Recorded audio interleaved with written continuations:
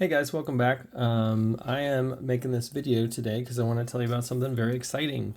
Um, I am creating and selling Magic the Gathering repacks, and this is a little project my roommate and I have created, which is a mix of things. It's for one, there's a way for basically because my roommate does draft and I just have like a ton of cards.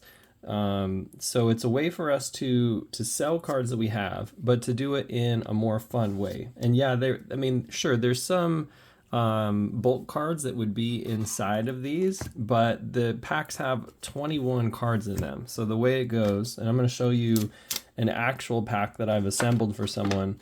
And ironically, this pack I'm assembling for this person for free as a gift because I had mentioned this on Reddit and everyone was like, oh, this is a scam.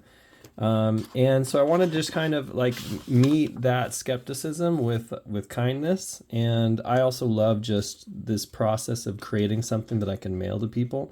I just love like shipping things to people in the mail and kind of giving people gifts and stuff. And so that's something that we're doing is we're creating these packs. And so this is a pack that I created for somebody. And the pack consists of the following. Let me make some space here so we can have these all laid out. This, by the way, this just happens to be an Aethergift box. The cards that I'm using are from all sets back from when I started playing Magic back in like 1995, 96, 97.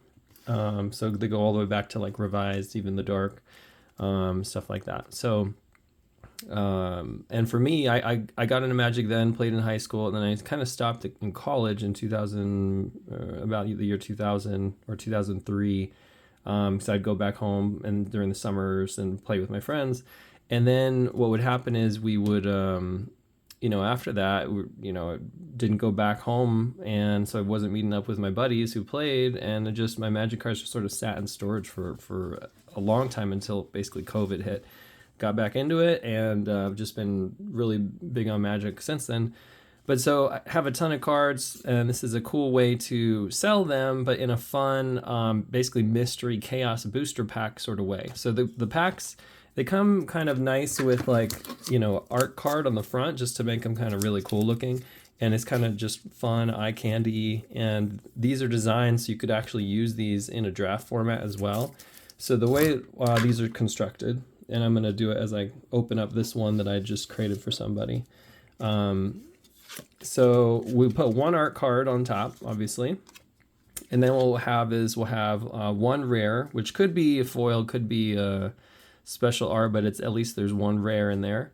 Then we have an alt art card, and then we would include also a foil card. So I've got this in here. So that would be kind of like our kind of premium slots typically where you're going to find the value. And you might know, so, these aren't necessarily huge value packs per se. The goal is we're trying to kind of average the value to be about maybe $5 plus or minus $1 when you buy these. So we're kind of retailing them around $5 per pack. And like this card, I believe, is like $3.50. These are all foils, of course, but this one's only like, I don't know, maybe 30 cents, maybe this one's 50 cents. So most of the value in this pack is going to come with just this one single card. But I like to, think about it too, like that the other cards that we're putting in are also having a, decent value. And when you add it all up with the fun factor and the fact that we're pulling cards from across all these different sets in Magic, and that these are draftable, and that it takes time for us to like create these, I think it's like super fun experience. So, okay, so here's some other ones we got. So once we have these three, we got like the rare, alt art and the foil, then we go to 6 uncommons. So we got 1, 2, 3, 4, 5, 6. So we'll go through these. So we've got Celestial Crusader. This is from Time Spiral. We've got Grim Flowering. I forget which set this is from, or the name of it. Then we have Fleshbag Marauder. This is like one of those, by the way, the person who I'm set this pack up for, they said they're specifically interested in white, black, and green cards, and they said they mostly play Commander. So I'm kind of trying to angle towards that. So like this one, for example, this is a card, each player sacrifices a creature when this ETBs. This one here are the Dunes. This is from Brothers War. I saw the Brothers War March of the Machines. Another Time Spiral one here. Each player loses life, discards a card, sacks a creature, then sacks a land, and then Abiding Grace. This is Modern Horizons 1 or 2. This is MH2. Upkeep, step, do stuff. That's pretty cool. So, okay, then we go into the commons. And again, too, like I'm trying to pick black, green cards that could work well in Commander. So we got, this is Pilgrimage, Slime Molding, Freak is Chosen, Ice Age Disenchant, 8th edition, Spined Worm.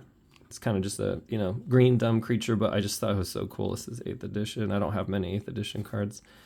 Grizzly Salvage, Deadly Dispute used to be valuable. Now it's like, all these cards here, they're only like, maybe 10, 20, 30 cents at the most, but they all have really good play value. So I'm picking these out. So it's, these actually are very like high utility in general for Commander stuff. Although I would make Spineworm maybe like you could throw it in a deck just for fun, but just trying to put in good stuff. Deadly Dispute, Utopia Sprawl. This is actually like I think this is about $1, maybe 90 cents. So this is another like kind of actual value card that I put there intentionally. And then Mulch, this one's Stronghold, but this also is only like maybe 10, 20 cents. And Blacksmith Skill. So yeah, good cards.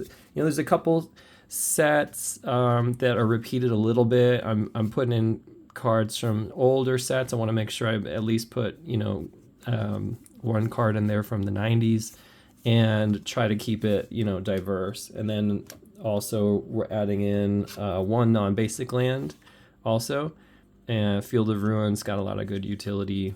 A lot of people play some lands that do some powerful stuff, so this is like a really good one for almost any Commander deck. So yeah, so we got the rare, alt art, foil, we got 6 uncommons, we got 10 commons, and we got one non-basic land plus the art card. And that's just a single pack. And then all those, usually what I'll do is we put these together basically in the same order. Actually, yeah, in the same order. So we'll start with the rare, alt art, and then the foil on top. Then the uncommons, then 10 commons, and then the land in the back last. And I'll put the art card on top. And then I bought some special sleeves that actually accommodate that you can put 21 cards into, surprisingly. They fit really tight, but they do fit. So check that out.